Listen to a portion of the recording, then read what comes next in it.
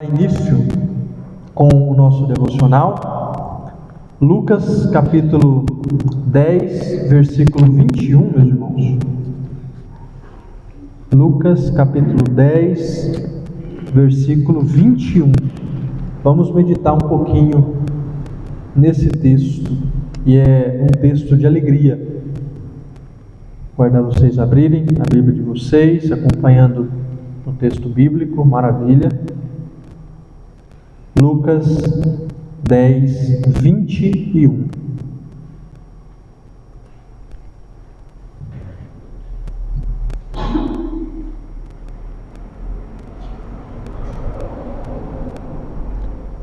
Lucas 10, 21 diz o seguinte: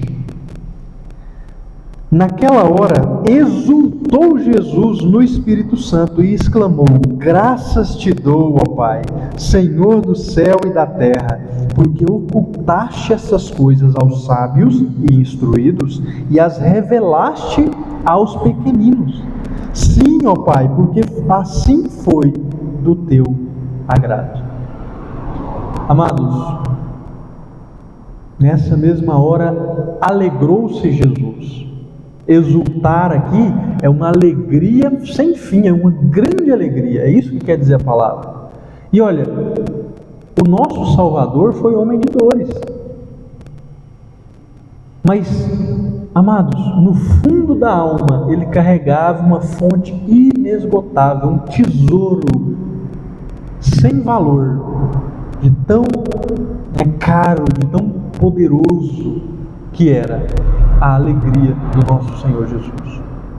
Amados, então a gente olha para Jesus como nosso exemplo.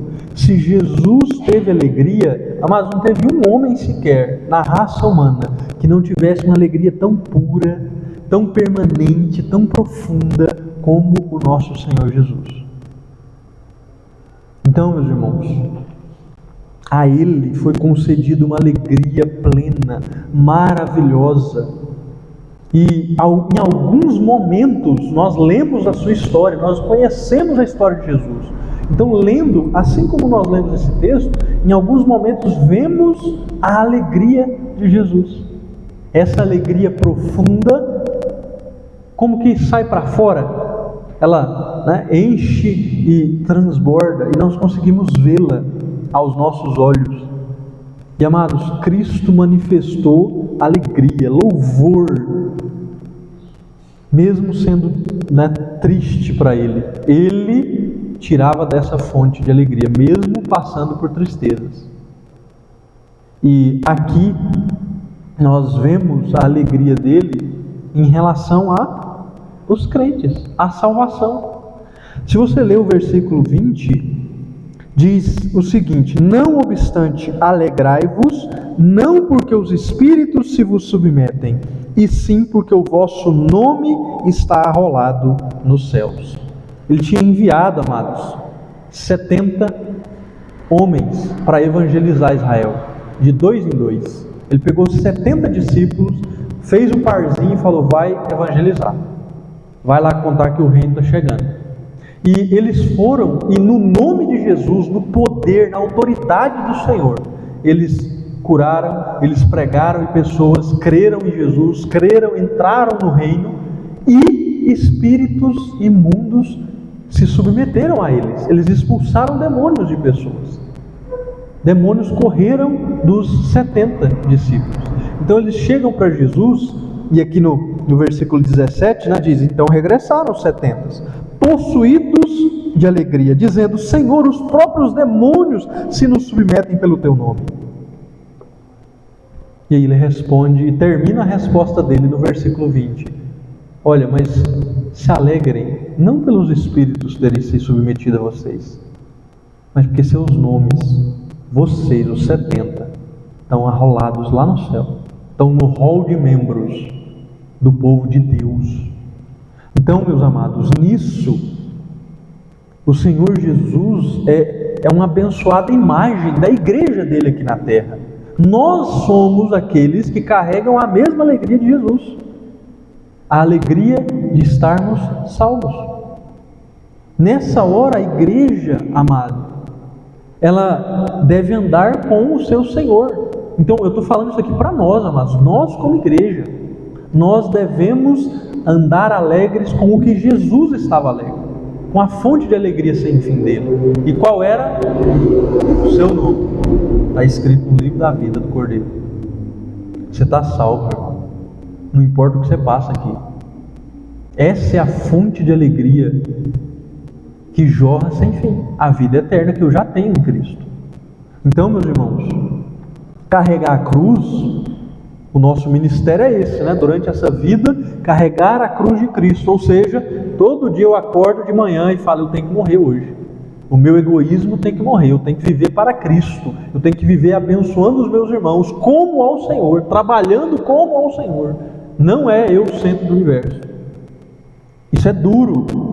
Algumas vezes ficaremos tristes, abatidos com essa jornada tão dura de andar aqui nessa terra estrangeira e ver tanta maldade, tanta destruição. Mas veja, Jesus te deu a fonte de alegria sem fim, amado.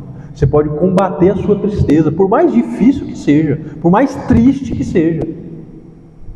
Você tem alegria, você tem de onde tirar água para você matar a sua sede. Quando você enfrentar a maldade desse mundo, quando você enfrentar o seu pecado, a sua dor, o seu sofrimento, você tem de onde beber. O seu nome está escrito no livro da vida. É como se Deus nos tivesse dado estoques, usando a linguagem bíblica, né? De vinho, de azeite, de milho. Está escondido na nossa Jerusalém. Está lá, está na despensa. Nós que não pegamos. Então, meus irmãos, nós temos sustento. Os santos de Deus, os seus filhos, são sustentados por Deus com alegria, a alegria da salvação. Há um rio, diz o Salmo 46, cujas correntes alegram a cidade de Deus. Meus irmãos, nós estarmos com Deus já hoje é a fonte da nossa alegria. O rio é Deus. E ele alegra a cidade de Deus, os habitantes dela, e nós somos os habitantes. Então, amados, embora nós ainda peregrinemos nessa terra, nós desfrutemos em parte aquilo que já é nosso completo, ainda assim nós temos prazer e alegria plenas. Enquanto a gente carrega a bandeira de Jesus aqui chorando, nós estamos felizes, porque nós temos o Jesus da bandeira. Nós estamos com Ele. Assim como Ele foi alegre e exultou e falou, Senhor, graças eu te dou. O Senhor é o Senhor aqui da terra e também do céu. E o Senhor ocultou isso aos grandes, aos instruídos e aos pequeninos, a quem mais precisava. O Senhor concedeu. Louvado seja Deus, amado. Se você precisa de alegria, hoje você sabe onde buscar. Hoje você tem alegria. E não só hoje, mas todos os dias. Então, vamos cantar, amados, sobre a alegria que abunda em nossos corações. Vamos cantar, amados, sobre a nossa vitória. A nossa vitória é Cristo Jesus. Então cantemos esse hino, meus irmãos. 147.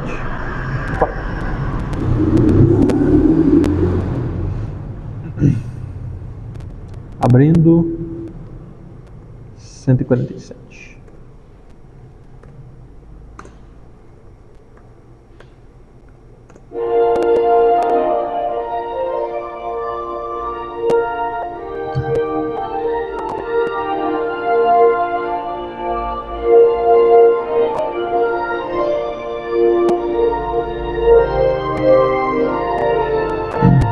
Cantemos. Da alma sequiosa chega a voz do Salvador, eis que logo reconhece ser Jesus o seu Senhor. Mas se o eu quer levantar-se e mostrar algum valor, vencendo vem Jesus. Glória, glória, aleluia.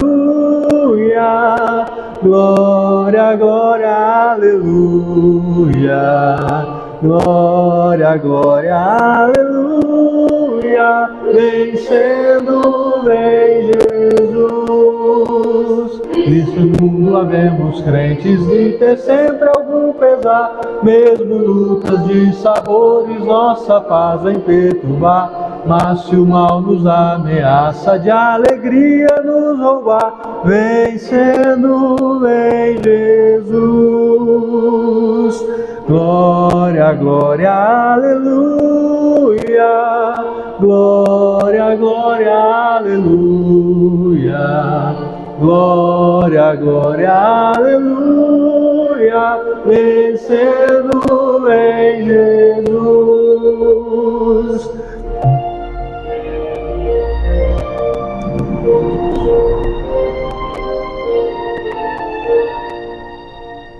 Humanidade fria e servos lutam por fazer os seus. Muitas vezes nos assaltam os modernos fariseus. Mas se alguém procura ver-nos sem a graça do bom Deus, vencendo em Jesus. Glória, glória, aleluia. Glória, glória, aleluia. Glória, glória, aleluia. Vencendo, vem Jesus. Amém. Meus irmãos, vamos fazer uma oração antes dos nossos avisos e da nossa aula hoje. E eu quero apresentar a vida do irmão Leonardo, né, nosso querido irmão Leonardo. Ele está passando mal, né, e não pôde estar aqui presente, foi impedido de estar aqui conosco no dia do Senhor. Vamos orar também pelos nossos outros irmãos que não vieram, tá? E orar para que Deus os incomode, para que eles lutem para estarem aqui, para estarem na comunhão da igreja e para que aquilo que tem os impedido de estar reunidos conosco no dia do Senhor, que isso seja vencido por Cristo. Que Cristo vença, não só em seus corações, mas também na sua rotina, na sua saúde. Então vamos orar, amados, pedindo isso e pedindo que Deus abençoe essa EBD, essa aula. Oremos. Senhor Deus, nós te louvamos e te exaltamos e te agradecemos, porque o Senhor é o nosso Deus, o Senhor é a nossa vitória. Ó Deus, e a vitória do Senhor é a nossa alegria. Ó Deus, obrigado, porque nós estamos reunidos aqui em Teu nome. Nós temos, ó Deus, aonde buscarmos alegria. E, ó Deus, a nossa alegria é completa no Senhor. E nós desejamos isso aos nossos irmãos. Nós desejamos que eles aproveitem cada gota de alegria da salvação em Cristo. Ó Deus, e por isso ficamos tristes, ó Deus. Por isso oramos agora e pedimos pelos nossos irmãos que não podem estar aqui agora desfrutando dessa alegria conosco e com o Senhor, diante do Senhor, ó Deus, no momento que o Senhor separou para isso. Ó Deus, e que o resto do dia seja abençoado para eles e para nós também. Ó Deus, que eles sejam encontrados pela Tua graça, que o Teu Espírito Santo, ó Deus, os encha no coração e também, ó Deus, nas mentes e no corpo, e cure aquilo que está, ó Deus, quebrado, aquilo que está errado. Ó Deus, que o Senhor corrija. Ó Deus, que o Senhor, ó Deus, os traga vencendo as hostes malignas, vencendo aquilo que tem atrapalhado o seu povo. Ó Deus, o Senhor é o Deus que cuida do seu povo e dos seus filhos. Então clamamos por eles. Ó Deus, tem misericórdia dos nossos irmãos. Queremos estar juntos com eles. Então ajuda-nos, ó Deus. E eis-nos aqui. Se o Senhor nos quiser usar, ó Deus, para abençoá-los nisso, eis-nos aqui. Mas, ó Deus, cuida dos nossos irmãos. Ó Deus, e abençoe também a aula que teremos agora. Abra os nossos corações. Usa-me, ó Deus, como Teu porta-voz. Que eu não seja pedra de tropeço aos meus irmãos. Pelo contrário, que eu seja um instrumento, um vaso de glória e de misericórdia nas Tuas mãos para o Teu povo. Ó Deus, em nome de Jesus, fala conosco. Amém. Meus amados, nosso calendário, né, esse mês, hoje, dia 24, temos agora a EBD, mais à noite o culto, para a glória do Senhor. Vamos estar reunidos aqui com Ele e conosco, né, entre nós. Essa semana continua a reunião de oração, normalmente. Então, nós devemos ser um povo de oração. E na sexta, Essa semana é Páscoa, né? Na sexta-feira, nós temos culto aqui na igreja, 6 horas da tarde.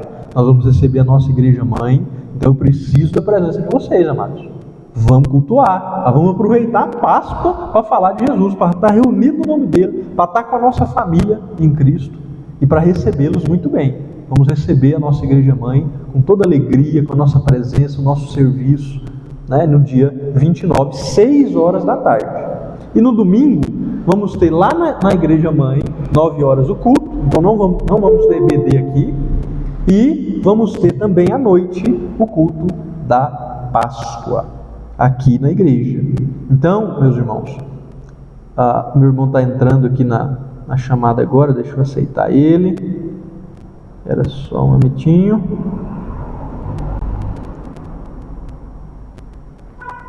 Bem-vindo, Nicolas.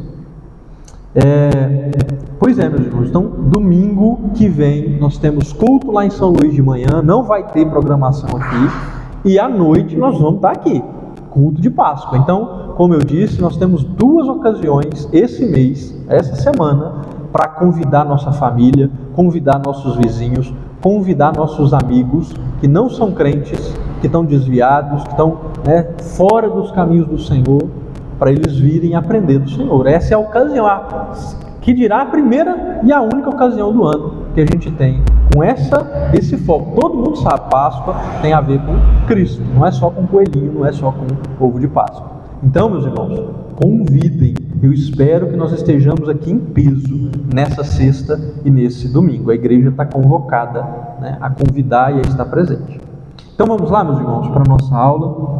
Nós estamos no nosso curso de evangelismo, estamos já perto do fim, e o que nós estamos vendo agora é a história da Bíblia nesse momento. E o que é? Por que nós vamos ver a história da Bíblia hoje, José Paulo? Porque nós estamos nessas últimas aulas vendo as formas práticas que nós evangelizamos. Na última oportunidade que a gente teve, nós tratamos da estratégia chamada evangelismo explosivo, que foi inclusive a que eu usei ontem, lá na visita da Lúcia. Então, eu gostaria que vocês pudessem ter estado conosco lá, para vocês verem na prática. Então não vai faltar oportunidade. Eu vou comunicar a vocês, vou convidar vocês, cada um de vocês estarem comigo enquanto eu faço isso, para que depois eu arrume visitas e vocês façam isso junto comigo, para que vocês então estejam capacitados a fazerem sozinhos o evangelismo. E esse assunto que nós trataremos hoje é mais uma forma de evangelizar. Então nós vamos ver como eu evangelizo contando a história da Bíblia. Então, amados, veja, essa estratégia de evangelizar é uma maneira muito interessante, muito eficaz para apresentar o Evangelho. Porque a grande maioria das pessoas não tem lido a Bíblia. Elas não leem em casa. Muitas pessoas nunca leram a Bíblia, ou nunca leram inteira. Não, eu leio um versículo aqui e acolá. Mas a história da Bíblia inteira tem como personagem principal o Messias, Jesus Cristo. O assunto principal da Bíblia é a salvação da humanidade. O autor da Bíblia é o próprio Deus. Ele que escreve, ele que dirige a história, ele que intervém na história do mundo. Então, esse é o cenário, é isso que a Bíblia é isso que os nossos irmãos e o mundo que precisa ouvir da Bíblia é pessoas que não conhecem a Bíblia. E meus irmãos, a história que é contada na Bíblia, a Bíblia é uma história. Tem várias micro-histórias lá dentro, a história de Elias, história de Davi. Mas aí, essa grande história, o grande livro, a gente chama de metanarrativa.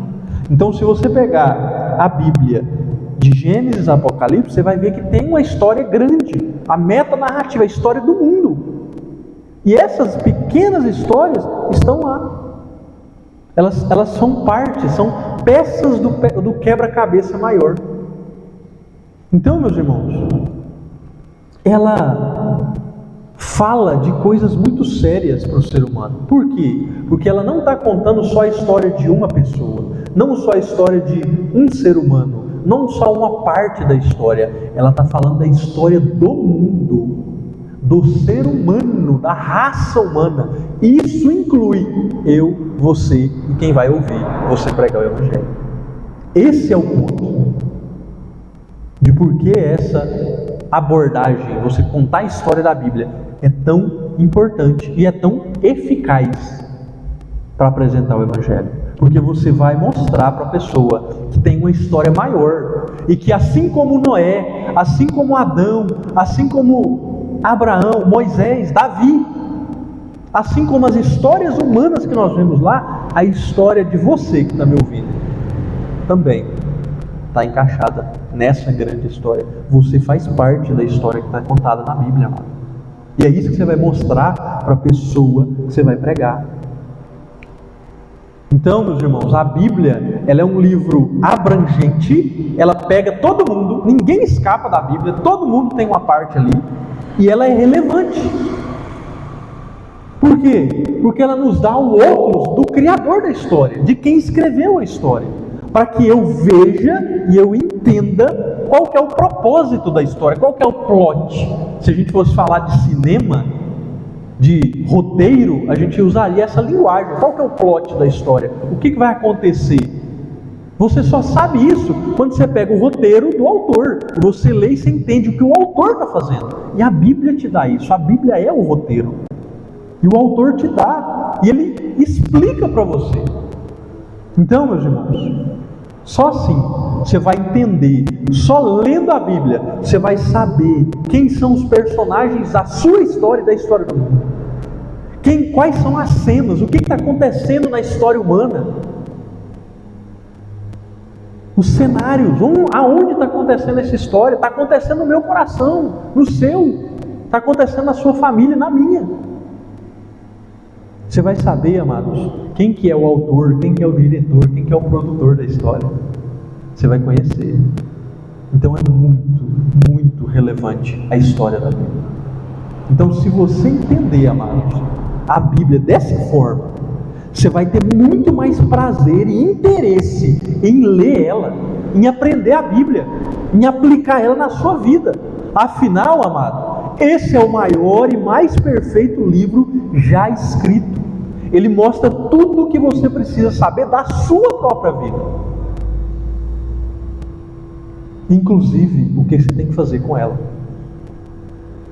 Então, por isso, amado, os cristãos, nós afirmamos que a Bíblia é a regra de fé e prática. É a regra de fé, é o que eu devo crer, no que eu acredito, como eu vejo o mundo. E a prática, como eu faço, o que eu tenho que fazer, como que eu vivo no mundo. A Bíblia é o padrão e o manual dos cristãos. E amados, você lendo a Bíblia, você entende que ela deveria ser para toda a humanidade, não só para nós cristãos. Então, amados, agora que você entendeu como a história da Bíblia é tão relevante, como esse livro é tão importante, meu irmão, crendo nisso, evangelize com base nisso. Entendendo dessa forma, você vai conseguir evangelizar da forma correta, você vai pensar da maneira correta. Então, o foco, preste atenção, amado, quando você for evangelizar alguém, contando a história da Bíblia para essa pessoa, o seu foco é mostrar para ela o escritor, o diretor, o produtor, o personagem principal da Bíblia, o Deus Trino, Deus Pai, Deus Filho e Deus Espírito Santo. Você quer mostrar para a pessoa o Deus Jesus que salva. Então você quer mostrar para essa pessoa da maneira mais clara e mais interessante possível que ela precisa conhecer o autor da história dela. Amados, e para isso, como é que eu começo, Zé Paulo? De forma prática, entendi, quero usar essa abordagem, como é que eu começo? Primeira coisa, faça uma proposta para a pessoa. Pergunta a ela, você já leu a Bíblia? Você já leu a Bíblia inteira? Pergunta para a pessoa se ela já leu a Bíblia inteira, amado. Pergunta para a pessoa se ela conhece, se ela sabe qual é o personagem principal, qual que é o assunto da Bíblia. Do que a Bíblia fala? Quem que é o principal nela? E pergunta, amado, a terceira pergunta: você sabe que você está dentro dessa história? Pergunta se a pessoa já leu a Bíblia toda, se ela conhece a Bíblia. Pergunta se ela sabe qual é o personagem, o assunto da Bíblia. E pergunta se ela sabe que ela faz parte da história. Meus irmãos, o seu objetivo final é mostrar para ela que a parte dela nessa história é como você se relaciona com o personagem principal. Por isso você pergunta para ela isso. Por isso você cria interesse nela em saber sobre essa história e sobre esse homem. Porque ela tem duas possíveis relações com esse personagem. Tudo bem, Zé Paulo, eu fiz as 3 perguntinhas, a pessoa está interessada, eu quero apresentar agora. Como que eu faço? O que eu falo? Agora eu vou te mostrar. Amados, a Bíblia ela é dividida em Antigo Testamento e Novo Testamento, certo? 66 livros, divididos assim. Então, amado, comece do começo. Não tem problema você começar de outro lugar, não tem problema. Mas aqui a ideia é, lembra, apresentar o Senhor, apresentar o principal. Então, normalmente a melhor forma de fazer isso é começando do começo. Comece no Antigo Testamento. Então, inicia a apresentação do Evangelho no livro de Gênesis. A história começou quando Deus criou esse universo, pela sua poderosa palavra. Começou a dar forma ao tempo, ao espaço, à matéria. Está lá nos primeiros capítulos de Gênesis. E, amados, ele começou também a fazer todas as coisas à sua imagem, mas o ápice disso foi o homem. Todas as coisas, inclusive o homem, foram criadas boas, assim como Deus é bom. Ele imprimiu na criação a sua bondade. Só que o próprio Deus diz que tudo que ele tinha criado era muito bom. E Deus criou a raça humana com um homem e com a mulher. É assim que começa a história. Deus criou todas as coisas e criou a humanidade. E estava tudo muito bom. É isso. Simples assim, o começo da história. Mas veja, para que Deus fez essas coisas tudo? Para que Ele criou a humanidade? Para que Ele criou esse homem e essa mulher? Amados, o propósito do homem e da mulher na criação era ser quem eles foram criados para ser.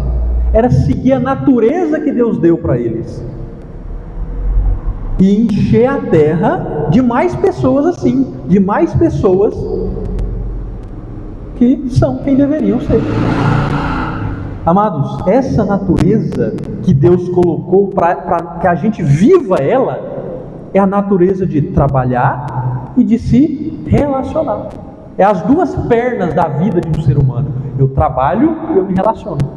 As duas precisam estar bem, andando uma junto com a outra.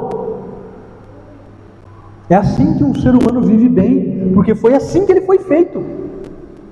E tinha uma prioridade para o trabalho e para os relacionamentos. Como é que é essa prioridade? Eu trabalho e eu me relaciono primeiro, acima de todas as outras coisas, com Deus, com o meu Criador. Assim como hoje, nesse dia, o dia do Senhor, nós estamos exclusivamente com Deus. Ele separou esse dia para nós estarmos com Ele, para nós dedicarmos na leitura da Bíblia, na oração, no jejum, aqui na igreja, estarmos juntos cultuando a Ele, servindo a Ele, servindo os nossos irmãos. Por quê? Porque Ele está acima da Netflix, está acima do nosso prazer, está acima da nossa viagem, está acima de todas as coisas. Abaixo de Deus, depois de nos relacionarmos e de trabalharmos para Deus, nós trabalhamos para o próximo. O próximo. E depois a natureza. Então eu primeiro vou a Deus, depois eu abençoo o meu próximo, depois eu cuido da minha casa, por exemplo. Essa é a escala de prioridade do meu trabalho e do meu relacionamento. Então, o propósito da história toda, que engloba o homem, é a glória de Deus. Quando eu faço isso, amado, quando eu cumpro o que eu fui feito para fazer, para ser, eu mostro quem Deus é. Amados, o ser humano é a imagem de Deus. Então, quanto mais humanidade tiver na criação, mais a imagem de Deus brilha, resplandece, é vista, e Ele é adorado, honrado, amado, ou seja, glorificado. Por isso Deus, lembra do propósito da humanidade? Deus criou o homem com uma natureza, para ele viver essa natureza, e para encher a terra de mais pessoas com essa natureza. Porque quando nós trabalhamos e nos relacionamos com Deus, com o próximo, com a natureza, ou seja, quando nós somos quem somos, nós mostramos quem Deus é. Então, amado, mostre isso para a pessoa. Deus criou todas as coisas, Deus criou a humanidade e tudo era muito bom. Para que Ele fez isso? Para que a humanidade foi criada? Para mostrar quem Deus é, para viver do jeito que Ele mandou viver, trabalhando para Ele, se relacionando com Ele, com o próximo e com a natureza. E amado, qual que é o próximo passo na história? Se você continuar lendo o livro de Gênesis, capítulo 3, pecado. Nisso tudo, nessa história inteira, teve um problema. O maior problema desse universo, inclusive. Amados, preste atenção. Deus fez pessoas. Ele não fez robôs. Deus fez pessoas e não robôs. Então Ele nos criou responsáveis pela liberdade que Ele nos deu. Ele nos fez seres pessoais, assim como Ele é pessoal. As pessoas, elas têm responsabilidade pelas escolhas que fazem. E no começo da história, o primeiro homem e a primeira mulher, eles tinham uma escolha para fazer. Por serem pessoas, por serem a imagem de Deus, eles deveriam fazer uma escolha. Eu escolho glorificar a Deus, ou seja, mostrar quem Ele é, cumprindo o meu propósito, sendo quem Ele fez eu para ser, cumprindo a natureza. Ou eu rejeito Deus e tudo que Ele criou para fazer do meu jeito. Eu escolho Deus, eu escolho mim mesmo.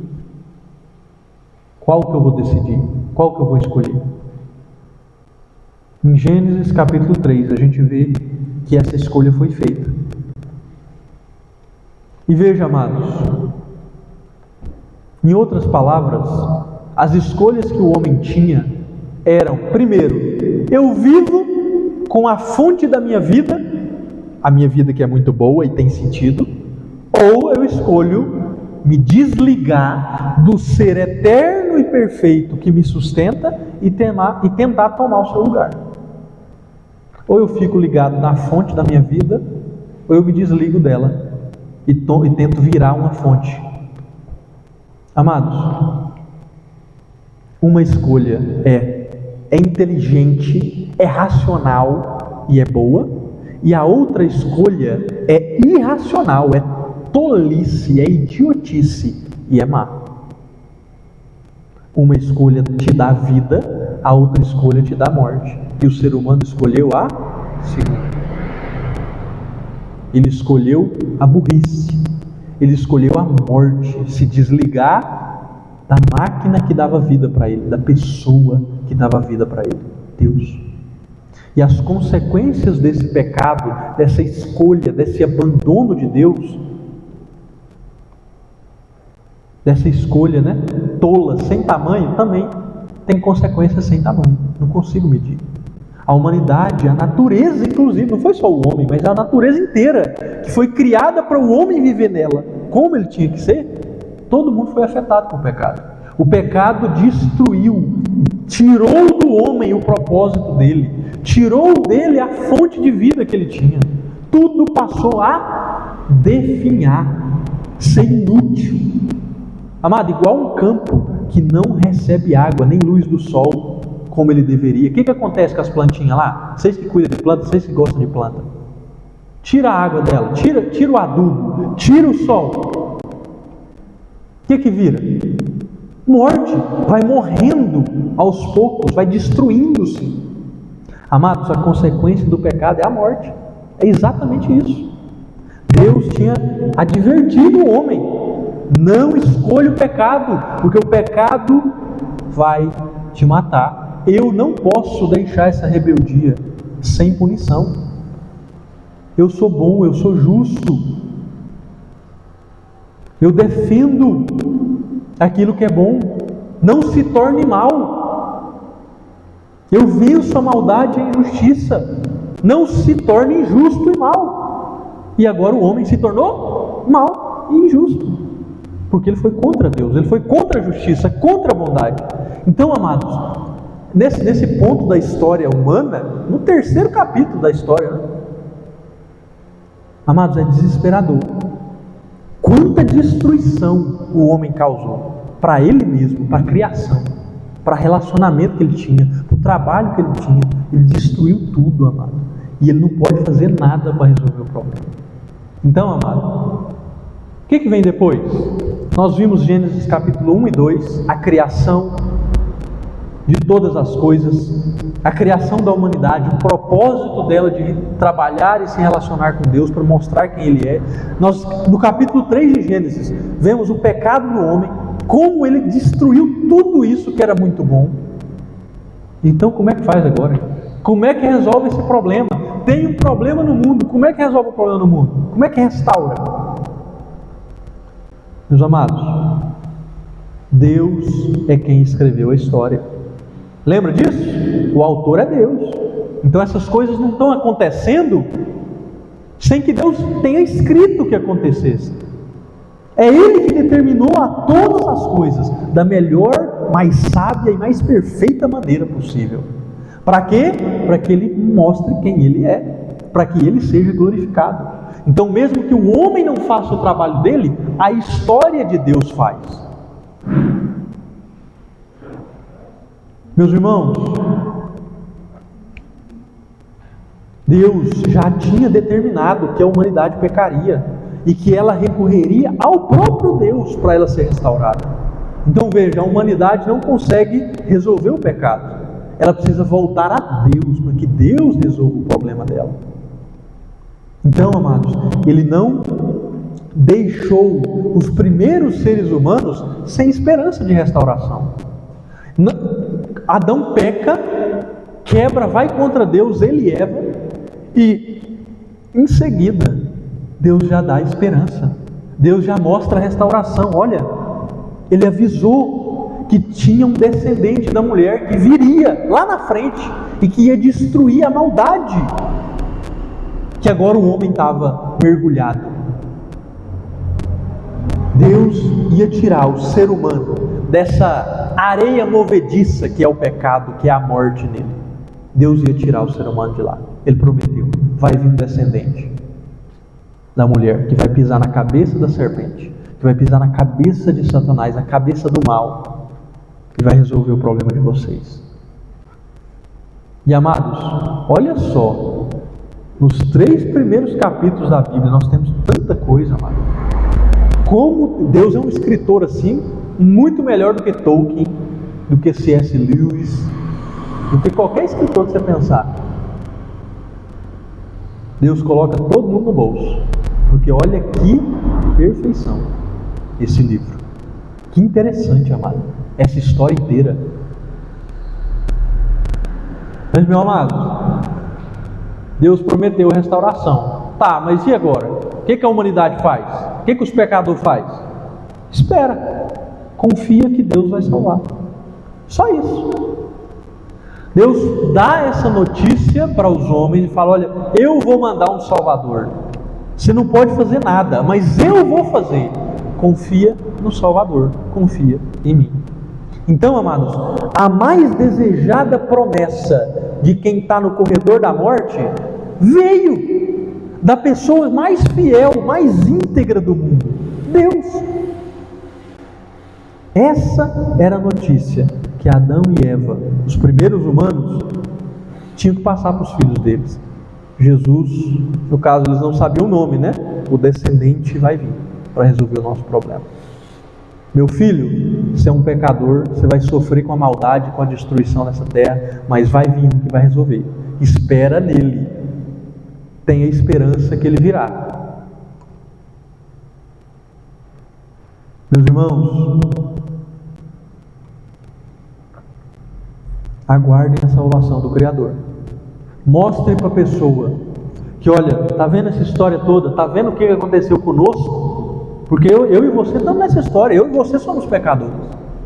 Agora, Deus já lá no começo da história me dá esperança. Espera no Salvador. E amados, essa notícia, olha, vai vir um que vai nos salvar, vai vir um que não vai nos salvar. Ela foi passando de geração a geração, de pai para filho,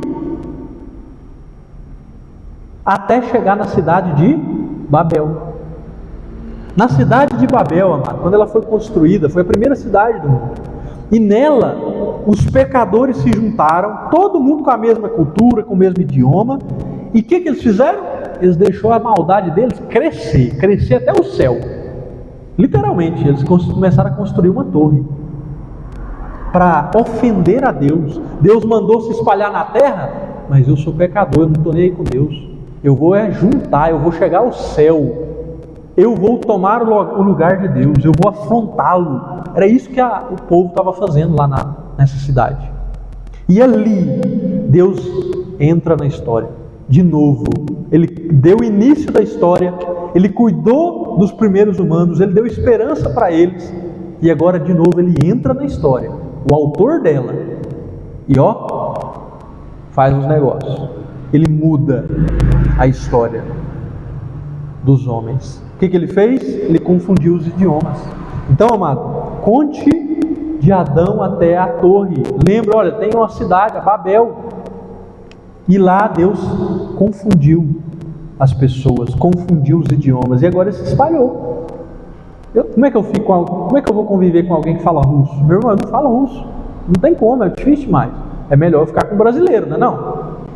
Pois é, foi isso que aconteceu. Então, amados, teve uma mudança. Lembra que o pai passava para o filho? Meu filho, espera que vai vir um descendente. Meu irmão, como é que faz agora? O camarada não me entende?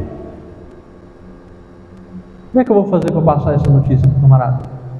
A pessoa mudou, estava todo mundo junto lá em Babel, agora todo mundo espalhou igual Deus queria. Como é que eu vou chegar lá? Eu não sei nem onde o camarada mora, não sei o que ele faz lá. Não sei a língua dele, como é que eu vou apresentar essa notícia?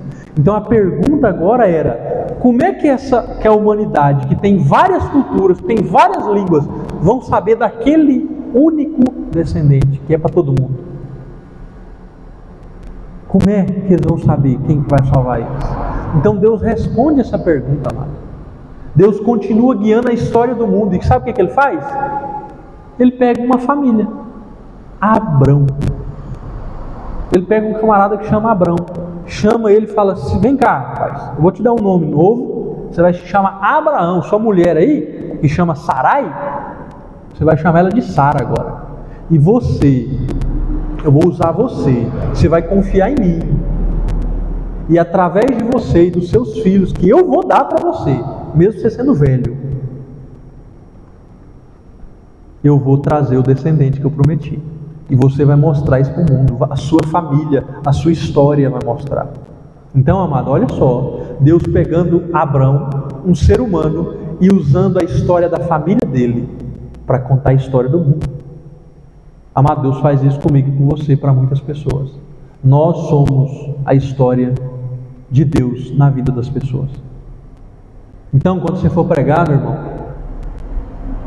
fala, tá vendo na Torre de Babel? Deus confundiu. E agora como é que ele faz? Ele escolhe uma família, ele escolhe alguém comum, para ele continuar a história.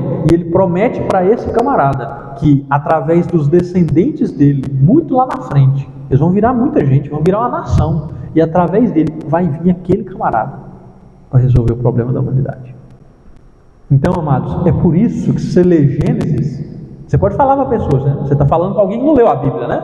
Então você fala, olha, se você ler Gênesis, você vai ver criação, humanidade, pecado, restauração. E essa restauração começa com o quê? Com o Evangelho. Você vai começar a ver a história de família. Você estava falando do mundo e agora você vai para falar com a família. Abraão, depois o filho dele Isaac, depois o filho dele Jacó. Amados, a história do povo de Deus, que foi escolhido por Ele, para obedecer Ele, para mostrar a vida que vem do Criador para os outros filhos rebeldes de Deus, né, que abandonaram Ele, é essa. Deus faz milagre após milagre.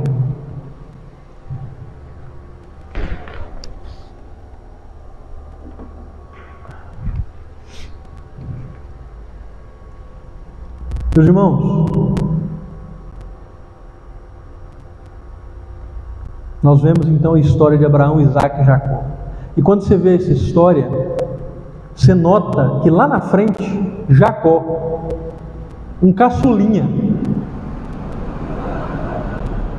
o camarada que nasceu por último, ele é escolhido por Deus. Deus dá 12 filhos para esse homem. E esses 12 filhos, amados, Deus usa de misericórdia e faz desses 12 filhos uma nação.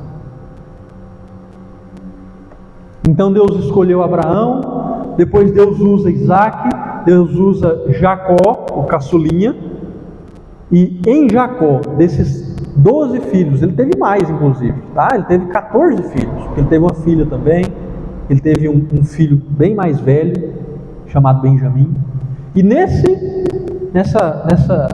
filiação desses 14 meninos, o último, o Benjamim, foi escolhido por Deus para continuar a história.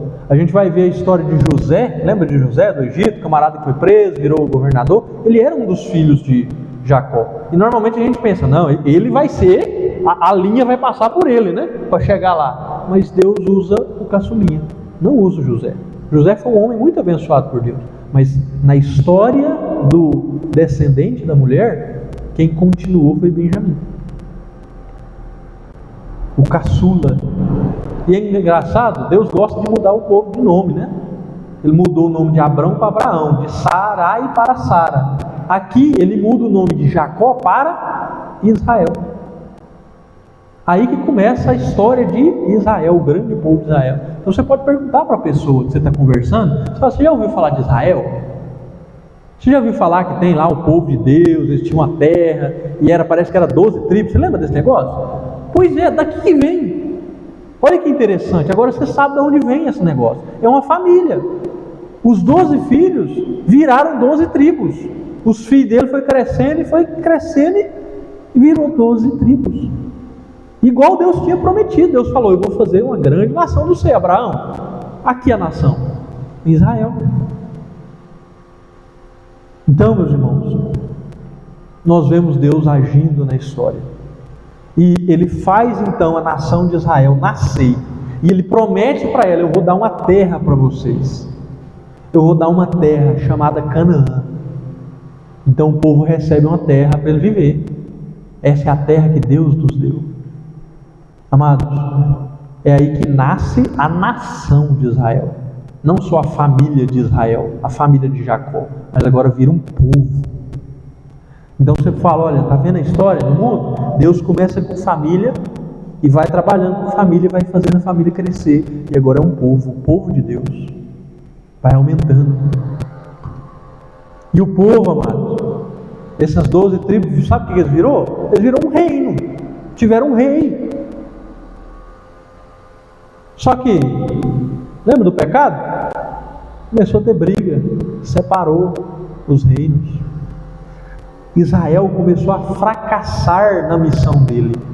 O povo, lembra por que Deus está contando a história com esse povo? Por que Deus está usando esses camaradas, essa família? Porque Ele quer usar eles para levar o descendente, para mostrar para o mundo, você está precisando do descendente da mulher, vai vir. Nós estamos aqui para mostrar ele. Era isso a função de Israel. Israel começou a fracassar nisso. Começou a não obedecer a Deus. Começou a se desviar dos caminhos do Senhor.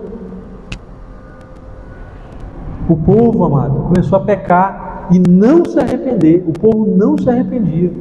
E Deus falava, olha, escolha o caminho da vida. Olha de novo na escolha, amado. Nós somos pessoas, nós somos responsáveis pelas nossas escolhas. Deus apresenta para o povo: meu povo, olha só, tem o caminho da bênção e tem o caminho da maldição. Você quer viver as bênçãos? Obedeça, volta para mim. Senão, você vai colher o que você quer, maldição. Assim como com Adão: Adão, você só vai viver comigo, não fuja de mim, senão você vai morrer. A mesma coisa com o povo de Israel, e o povo de Israel escolhe de novo errado, igual Adão. Afinal, eles são filhos de Adão, né? Eles não se arrependem. E o que acontece? Eles sofrem as consequências da maldade deles. Eles são destruídos. Lembra que o reino se dividiu? O reino do norte tinha 10 tribos no reino, era um reino grande. E era o mais bagunçado. Deus destruiu ele quase por inteiro. Ficou só Pioim. O reino do sul ficou só 2 tribos, com um reino pequenininho. Mas ele era mais fiel. Ele resistiu à destruição do reino do norte. A nação que veio destruindo tudo parou lá. Porque Deus batalhou pelo povo. Deus abençoa quem lhe obedece. E aí, meus irmãos, conta para a pessoa: o povo não obedeceu, até o povo do sul, até essa nação do sul, eles começou a errar também. E Deus tira eles da terra lá. Deus tira eles do local que eles estavam. Lembra da terra que Deus tinha dado para o povo? Essa terra é sua, eu que te dei. Uma das punições de Deus foi: você não vai ficar mais na terra que é sua. A terra tão boa que você tem, que você planta e que você colhe, que chove do tanto que tinha que chover, na época que tinha que chover. Deus tira eles de lá como uma punição. Mas Deus fala: olha, eu amo vocês, vocês não vão ficar para sempre longe da terra que eu dei para vocês vão voltar. Meus irmãos, eu estou falando que Deus fala, Deus conversou com esse povo, Deus falou isso, Deus prometeu aquilo. Sabe como? Profetas. Então vamos voltar para a Bíblia, vamos ver os livros. Você tem ali os primeiros livros, né? Gênesis, Êxodo, contando essa história das famílias. Depois você vê um pouco da história do povo saindo lá do Egito e indo para a terra, para essa terra. Tem umas leis lá no meio, né? Deuteronômio, Levítico. E depois, amado, é a história do reino, a história do povo, como é que ele estava antes. Depois ele começou a ter um rei, depois ele se quebrou, né, a aliança se separou. Essa é a história que você vai contando. E mais no final do Antigo Testamento, o que tem lá? Tem uns nomes muito estranhos: Sofonias, Naum. Rapaz, que nome é esse, rapaz? Esdras. Irmão, esses são os profetas. Isaías, grande Isaías, né? Jeremias, Ezequiel. Amado, esses nomes de pessoas, os livros estão contando a história de como Deus falava com o povo, de como Deus chegava e falava: vocês têm pecado, volta para mim. Quem que fazia isso? O profeta, o Ezequiel, o Jeremias, o Isaías, o Elias. Deus usava esses homens para falar com o seu povo. Então, olhando na história da Bíblia, é essa história do povo. E quando você lê os livros dos profetas, é Deus falando com o povo. Enquanto o povo não estava arrependendo e estava pecando, quando o povo foi destruído, Deus estava falando. Quando o povo foi lá para outra terra, foi tirado da terra deles, Deus continuou falando com eles lá. Lembra de Daniel? Então, amado, você pode explicar para a pessoa: olha, você não leu a Bíblia, mas olha aqui o resumo para você. E o assunto desse resumo termina no fracasso de Israel. A história termina quando o povo finalmente volta, pequenininho, pouquinha gente, volta humilhado para a terra deles, mas aliviados. Deus prometeu e Deus cumpriu, Ele trouxe nós de volta para a nossa terra. Mas e agora? Como é que fica? Como é que fica a história maior do mundo? Vamos dar um passo para trás? Como é que o povo vai saber do descendente da mulher? Agora, já tinha outros nomes para esse camarada. Ele era chamado de Messias, o enviado do Senhor, o servo de Deus, o filho do homem, o filho de Davi. Tudo falando da mesma pessoa, o descendente da mulher que vai restaurar a humanidade. Como é que o povo vai saber disso? Como é que a humanidade vai conhecer ele? Porque nós estamos fracassados. Nós não cumprimos o que nós deveríamos fazer. Amados, e aí que a gente passa para o Novo Testamento. O próximo passo se apresentou, amado, mais da metade da Bíblia. Que bênção! Como é que eu continuo a história, Zé Paulo? Meu irmão, conta do cumprimento das profecias. Deus falou que ia salvar o povo, não ia? Quando que ele fez isso? Como é que foi? Com quem? Quem foi o descendente? Amado, o Novo Testamento te conta. Na segunda parte da Bíblia, nós vemos a história de Jesus de Nazaré, o Messias, que foi prometido desde lá da criação. Finalmente ele veio, finalmente! Amados, se você começar, você abrir o Novo Testamento, quais são os primeiros livros que vêm? Os Evangelhos, né? Os livros que contam a vida de Deus, que assumiu a humanidade, assumiu uma natureza de homem para salvar os homens. Jesus é o Deus que assumiu a natureza humana. E ele fez isso por amor e obedecendo ao seu Pai, que escreveu a história. Ele vem e ele vira como se fosse um segundo Adão, amado. A Bíblia chama ele de segundo Adão. Ele substitui Adão para representar a humanidade. Adão pecou, todo mundo pecou. Jesus morreu na cruz. Quem crê nele é perdoado. É isso que você aprende no Novo Testamento. Então você fala, olha, o Novo Testamento começa onde a história estava com a vírgula. Como é que vai resolver o problema? Pronto, solução do problema, Jesus, os 4 evangelhos. Então, amado, como é que foi a vida de Jesus? Conta para a pessoa. Lembra qual que é o propósito dessa estratégia? Qual que é o objetivo que você tem na mente quando você está conversando com a pessoa? Eu quero mostrar o autor, o personagem principal da Bíblia. Então é aqui, amado, que você vai apresentar ele. Você preparou o cenário, você contou a história, agora você vai mostrar quem que ele é.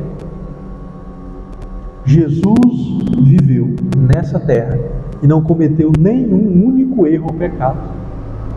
Ele não escolheu errado. Lembra da escolha do homem, da humanidade? Jesus não escolheu errado. Ele foi perfeitamente obediente a Deus. Ele foi o homem perfeito. Lembra da natureza que o homem recebeu? Que era trabalhar para Deus e se relacionar com Deus, com o próximo, com a natureza, na ordem certinha, da forma certa. Jesus foi esse homem. O que Adão e todo mundo não conseguiu fazer, a escolha que nós não fizemos, Jesus fez por nós. Ele foi obediente, ele foi o servo, ele que trabalhou para Deus, ele que se relacionou com Deus de forma perfeita, ele que amou, que mostrou o amor que nós deveríamos ter desde sempre uns com os outros, e nós não temos, nós somos egoístas.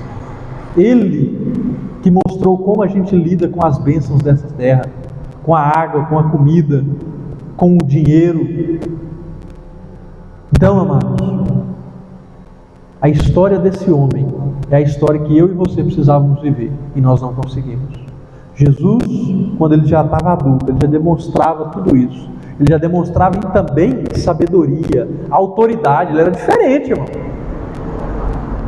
Fala com o camarada que está te ouvindo. Fala, olha, aqui você conhece um camarada que você nunca vai conhecer em lugar nenhum. Você pode rodar no Brasil inteiro. Não sei qual que é a sua profissão, né? Não sei. Quem sabe o camarada viaja demais. Você não vai encontrar alguém igual a ele. Amados, ele ensinava e ele corrigia o povo na palavra de Deus. O Antigo Testamento. E ele mostrava que ele era o cumprimento daquelas profecias todas. Lembra quando Deus usava um profeta e falava, olha, vou mandar o Cristo, eu vou mandar o Messias, eu vou mandar o servo, eu vou mandar o descendente da mulher, ele vai fazer isso, vai fazer aquilo outro, ele vai ser assim, vai ser assado. Jesus pega e fala, mostra, eu sou esse, eu fiz essas coisas, eu sou assim.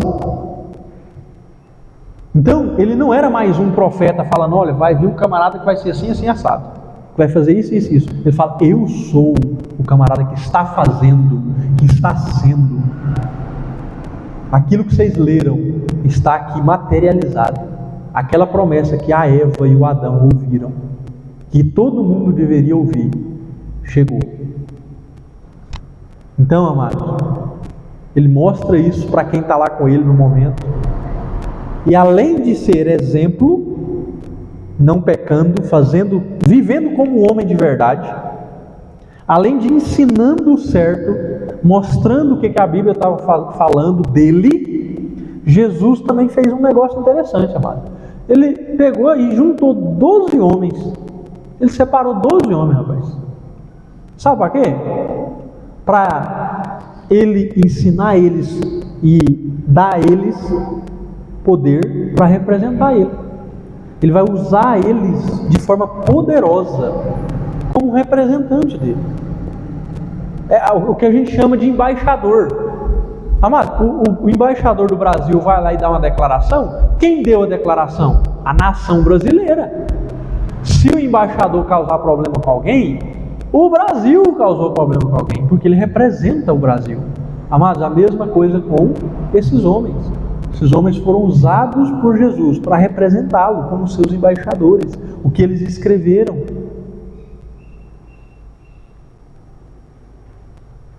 Para que Jesus juntou esses 12 homens e começou a fazer isso? Porque depois da morte dele, porque ele tinha que morrer, a Bíblia já falava isso, ele queria que eles escrevessem o que eles viram, o que eles ouviram, aprenderam dele, o homem que eles conheceram. Eles escrevessem isso. Para quê? Para não ficar dependente da cabeça. Você já viu aquelas brincadeiras que juntam uma fileirinha de pessoas e aí uma vai no ouvidinho da outra e fala um negócio. Aí tem que passar para frente. Eu não sei o nome da brincadeira, eu não brinquei muito disso na vida, mas eu conheço essa brincadeira. E aí quando chega lá no final, a gente compara. O que você falou, fulano? Ah, falei isso. Você vai lá no final, como é que chegou lá? Perdeu a história inteira. A mensagem transformou. O cara falou anel, chega lá no final com dragão. Rapaz, como é que aconteceu? A nossa mente. Então a escrita é muito mais confiável. Por isso Jesus separou esses 12 camaradas e usou eles para escreverem o que a gente está contando agora, a Bíblia. Amado, está escrito. Vocês têm o que vocês precisam agora para falar, para o mundo saber. Lembra da história inteira? Dá o passo para trás. Deus está contando uma história grande no mundo. Como é que o mundo vai ser salvo? Veio o Salvador, Jesus. Como é que vai chegar no mundo? Através da Bíblia. Está escrito aqui para você conhecer Ele. Você sabe quem Ele é, você sabe o nome dele. Você sabe o que Ele fez para você. Você sabe o que você tem que fazer por Ele. Então, amados, Jesus preparou o cenário todinho, organizou tudo, e aí ele foi lá e fez a salvação, a parte mais difícil da vida de Jesus. Ele foi um exemplo, ele ensinou maravilhosamente bem, ele preparou os apóstolos, e agora ele vai lá e faz a salvação, ele restaura a humanidade. Ele, amados, foi viver a parte mais difícil da vida dele. Ele nunca viveu na riqueza. Jesus não foi rico. Jesus não teve glória, não teve conforto na vida dele. Mas a morte dele, amado, foi um negócio tremendo. Foi muito ruim. Foi pior do que todos os outros sofrimentos que ele teve. Pior do que a vergonha. Amados, ele foi acusado falsamente e foi levado ao tribunal. O tribunal foi injusto e corrupto. Condenou ele à pior morte possível da época, a crucificação. Jesus ficou caladinho. Por quê? Porque ele sabia que foi para isso que ele tinha vindo. Para o homem mostrar todo o seu ódio contra Deus nele. E para ele, sofrendo assim, pagar os pecados da humanidade. Resolver a pena dos criminosos. Então, amados, Jesus morreu diante dos homens morrendo a morte dos homens, e ele foi abandonado por Deus lá naquela cruz, porque ele estava carregando os pecados dos homens, para que eles fossem limpos, para que eles fossem santos, para que eles pudessem voltar para o Pai, para que eles fossem conectados com a fonte de novo. Eu só sou conectado hoje na fonte que é Deus, porque Jesus se desconectou por mim.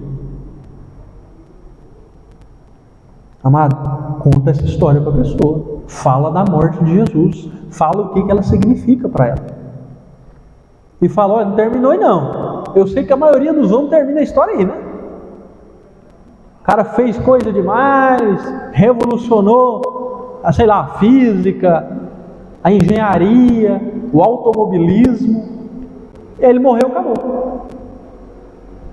Amado, com Jesus não acabou aí não. Jesus, ele não só morreu a morte dos pecadores, mas ele também garantiu que a vida perfeita, a vida justa que ele tinha vivido, fosse dada para eles. Ele garantiu que eles tivessem o milagre da ressurreição, esse milagre de algo que foi cortado, voltar a ser ligado. Vamos usar o exemplo da plantinha. Lembra da plantinha? Quando você corta a plantinha, só encostando assim resolve o problema? Não. Rapaz, como é que eu vou ligar o trem que eu cortei? Cortou as veias, né, da seiva, cortou a estrutura da planta. Como é que eu vou fazer agora, rapaz? Jesus fez esse milagre. Aquilo que estava cortado, ele voltou a ligar. Isso a gente vê como? Na ressurreição. Um milagre. Jesus ressuscita dos mortos e mostra: tá vendo? Vocês não vão ficar mortos. Você que confia em mim, você não vai sofrer aquela condenação, aquela consequência do pecado que Adão sofreu e todo mundo sofre até hoje. A morte não vai ser o seu destino final, por causa de mim. E para garantir, aqui eu vivo. Eu não estou morto mais. É a garantia, a ressurreição de Jesus é a garantia de quem crê nele. Então conta para a pessoa: rapaz, esse é o ponto alto da história do mundo. Nós estamos falando aqui do maior acontecimento dessa história inteira. Não foi bomba atômica, não foi fogo, foi Jesus, o ápice, o cume da história. Quando você está vendo um filme, você está vendo ele e quando chega aquele momento lá na beira do abismo, agora que vai acontecer a parte mais emocionante do filme, é aqui, amado. No mundo é aqui, é Jesus morrer e ressuscitar. Conta para a pessoa, mostra isso para ela, mostra para ela: olha, Jesus, ele ressuscitou e ele deu uma vida nova para quem acredita nele, para quem confia nele. Ele falou, ele fez tudo que o homem precisava, tudo que toda a humanidade que estava desconectada de Deus, que estava na morte, precisava, Jesus fez. E agora ele volta para o céu. Jesus não fica aqui na terra, ele volta lá para o céu. Só que ele envia o Deus Espírito Santo para aplicar isso tudo na vida dos crentes. Ele manda o Espírito Santo para que aquilo que ele, como homem, não pode fazer. Rapaz, como é que assim? Deus não pode fazer uma coisa? Não pode. Jesus, homem, ele não pode estar em dois lugares ao mesmo tempo. Por isso ele foi para o céu, para ele mandar o Deus Espírito, que pode estar em todos os lugares ao mesmo tempo, para que ele faça o milagre de entregar essa salvação para o homem. Então, amado, Jesus falou: olha, eu comprei, eu garanti para você, está aqui, ó, pode receber, o Espírito Santo vai te entregar, é seu, você vai receber. E eu vou voltar uma segunda vez, fica tranquilo, eu não vou ficar muito tempo longe não, eu vou voltar de novo, eu vou buscar você para terminar essa história. Então, amado, nós vimos o começo, nós vimos o problema da história, nós vimos o ápice da história, e nós também sabemos que vai ter um fim. Jesus vai dar esse fim. O ponto final é de Deus. o fim da história de acordo com o que Deus quer. A história é dele. Então Jesus fala, olha, o fim da história vai vir, e eu vou receber aqueles que assinaram aquele tratado de paz com Deus, aqueles que confiaram em mim. É isso que ele está dizendo, né? Quem está em paz com Deus é quem está em Cristo. Então, quem está em paz, eu vou receber. E aqueles que não assinaram o tratado, que ainda estão em guerra, eles serão punidos. Eles vão receber o que eles quiseram, o que eles escolheram.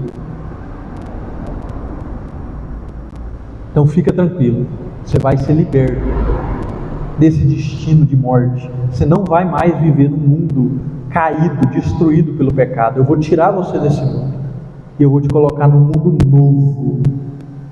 Essa vai ser a história depois da história. Olha que interessante. Pode mostrar para a pessoa isso.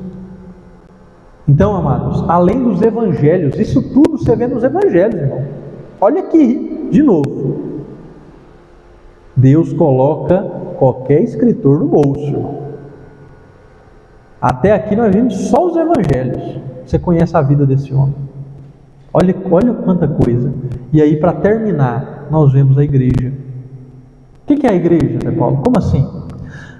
Quando você olha para o Novo Testamento, você vê os 4 evangelhos. Além desses evangelhos, nós temos algumas cartas, várias cartas. Lembra daqueles 12 homens, os apóstolos, os embaixadores de Jesus na terra? Eles escreveram cartas. Eles mandaram essas cartas para algumas pessoas. Que pessoas eram essas? Eram as pessoas que confiavam em Jesus. Era o povo, era a humanidade que estava indo ao Salvador. Eles escreveram para essas pessoas. Vocês que foram até Jesus, vocês que confiaram no descendente da mulher, eu quero ajudar você. Jesus está falando com você através de mim. E aí eles resolveram um monte de problemas com as igrejas. Jesus cuidou do povo dele, cuida até hoje. Eles também elogiaram e reforçaram coisas boas que o povo estava fazendo. O amor, a fé, a piedade, a obediência do povo. Então essas cartas que foram escritas para o povo de Deus, o povo que estava de novo com Deus, estava conectado com Ele, nos ensina muita coisa. Elas também falam um pouco do fim, te dão mais ideia de como é que vai ser. Então, amados, essas cartas para esse povo é as cartas para a igreja. A gente chama esse povo salvo de igreja. Então você pode explicar para a pessoa, tá vendo? Agora você sabe o que é a igreja. É o povo que está em Cristo. É o povo que está nele. Então a igreja é a reunião do povo que foi salvo por Jesus, certo? Beleza. Isso está em todo lugar. Então tem igreja aqui em Anicuns, tem igreja lá em Avelinópolis, tem igreja em Adelândia, tem igreja na África, tem igreja na Oceania. Em todos os lugares. Se tem um povo, se lá naquela cidade, se lá naquele local tem um povo que foi salvo por Deus, tem igreja ali. E nesses locais, o que a igreja faz? Para que eu estou junto? Para que eu estou com meus irmãos? Amado, lembra da natureza do homem? Trabalho, relacionamento. Então, a igreja, ela trabalha para Deus, trabalha para a sociedade, trabalha para o meio ambiente que ela está vivendo, e ela se relaciona com Deus, se relaciona com a sociedade e se relaciona com a natureza. A igreja tem a natureza da igreja, o que ela faz é, eu me relaciono com Deus e eu mostro Deus para o outro. A minha função é apontar para o filho, para o descendente da mulher, para o novo Adão. Essa é a minha função. Eu como igreja, eu como povo, aqui em Anicuns, a nossa função, amado, é mostrar para o povo de Anicuns, para quem você está evangelizando, para quem você está contando essa história toda, Jesus. Amado, pregue e mostre quem é Jesus. Faça isso sozinho, faça isso como igreja, porque essa é a nossa função. É para isso que eu fui salvo por Deus. É para isso que eu fui conectado de novo com Deus, para que de mim derrame em outras pessoas a água que eu vou receber, para que o pão que eu coma eu entregue para o meu próximo. Essa é a função da igreja. E eles acertaram e eles erraram. Lá no comecinho, nessas cartas, nessas igrejas que a gente vê aqui, eles tiveram os erros deles. E Deus misericordiosamente escreveu para eu aprender com o erro do outro. Não faça isso. Para eu aprender com o exemplo do outro, faça aquilo. Olha aqui, olha que beleza, tem que fazer assim. Então, amados, a vida da igreja no mundo inteiro mostra a paz que nós temos com Deus. Nós somos a imagem de Deus de novo. Lembra? O homem foi criado para ser a imagem de Deus, para mostrar quem Deus é no mundo. Ele caiu, passou a história inteira falando que ia restaurar. Jesus restaurou, e agora nós mostramos isso. Eu sou vitrine de Deus. Eu mostro quem Jesus é. Meu irmão, você apresentou a história da Bíblia inteira.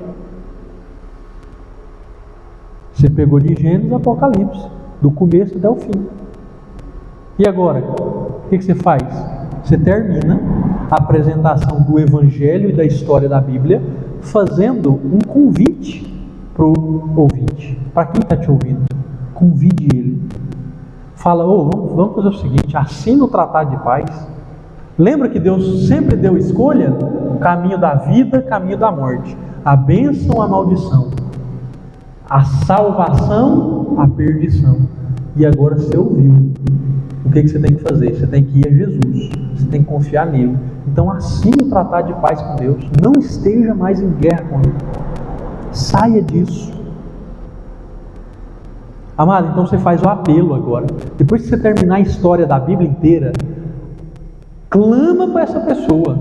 Tenha misericórdia, pelo amor de Deus. Vá até Jesus. Faça o apelo. Chama ele e fala, olha, toma essa decisão. Escolha Jesus, confia nele. Porque todo mundo já está em guerra. Não tem neutralidade.